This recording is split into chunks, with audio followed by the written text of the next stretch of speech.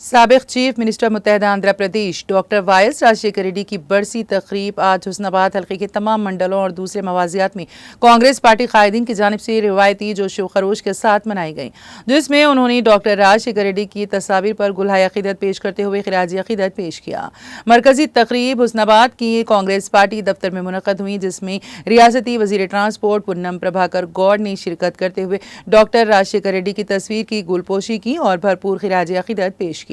اپنے خطاب میں کہا کہ ڈاکٹر راجشیکھر ریڈی کا دور متحدہ ریاست میں سنہری دور تصور کیا جاتا ہے، جس میں عوام کی ہمہ جہتی ترقی کے لیے متعدد قابل ستائش اقدامات کیے گئے تھے۔